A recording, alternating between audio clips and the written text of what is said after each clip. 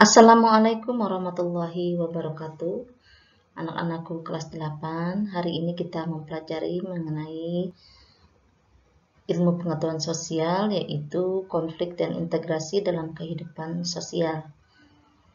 Sebelum kita mulai pembelajaran, mari bersama kita membaca Bismillahirrahmanirrahim.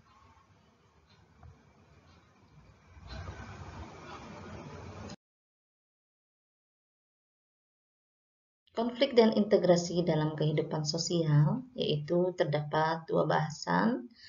Yang pertama, konflik dalam kehidupan sosial, dan yang kedua, integrasi sosial.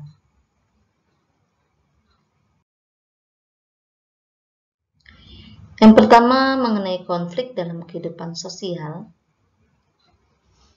Pengertian konflik adalah proses sosial yang bersifat antagonistik dan terkadang tidak bisa diserasikan karena dua belah pihak yang berkonflik memiliki tujuan, sikap, dan struktur nilai yang berbeda, yang tercermin dalam perilaku perlawanan, baik yang halus terkontrol, tidak langsung, terkamuflase maupun yang terbuka dalam tindakan kekerasan.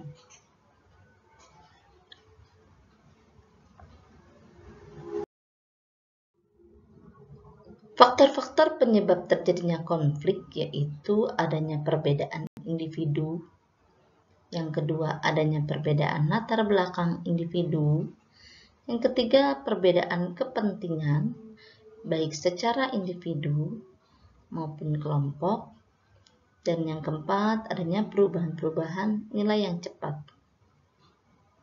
Akibat-akibat terjadinya konflik yang pertama, meningkatnya solidaritas sesama anggota kelompok. Yang kedua, retaknya hubungan antar individu atau kelompok. Yang ketiga, terjadinya perubahan kepribadian antar individu. Yang keempat, rusaknya harta benda dan bahkan hilangnya nyawa manusia. Dan yang kelima, terjadinya akomodasi, dominasi, bahkan penaklukan salah satu pihak yang terlibat dalam pertikaian. Bagaimana cara menangani konflik? Yang pertama yaitu menghindar. Yang kedua memaksakan kehendak. Yang ketiga menyesuaikan kepada keinginan orang lain. Yang keempat adanya tawar-menawar. Yang kelima kolaborasi.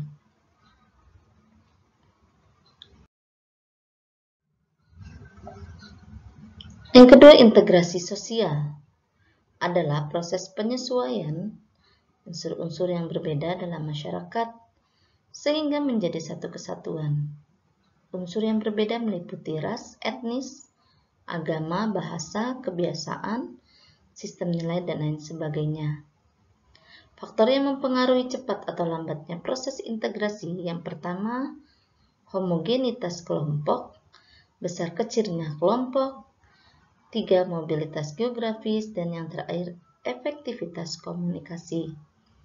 Adapun bentuk-bentuk integritas sosial, yang pertama integritas normatif, yang kedua integritas fungsional, dan yang ketiga integrasi kursif.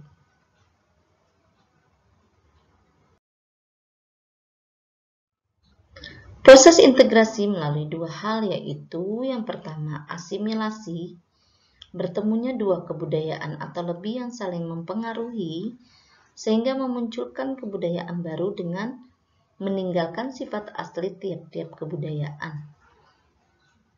Yang kedua, akulturasi, proses sosial yang terjadi bila kelompok sosial dengan kebudayaan tertentu dihadapkan kepada kebudayaan asing, sehingga kebudayaan asing diterima diolah dalam kebudayaan sendiri, tanpa meninggalkan sifat asli kebudayaan penerima.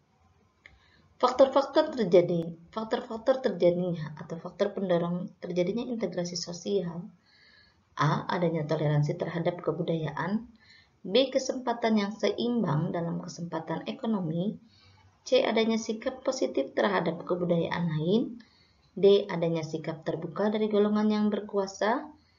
E. Adanya kesamaan dalam unsur-unsur kebudayaan. F. Adanya perkawinan campur atau amalgamasi. Dan G. Adanya musuh bersama dari luar.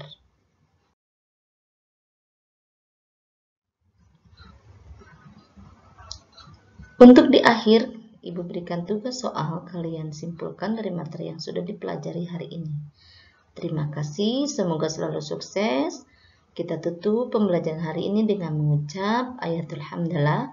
Alhamdulillahirabbil alamin. Salam IPS. Wassalamualaikum warahmatullahi wabarakatuh.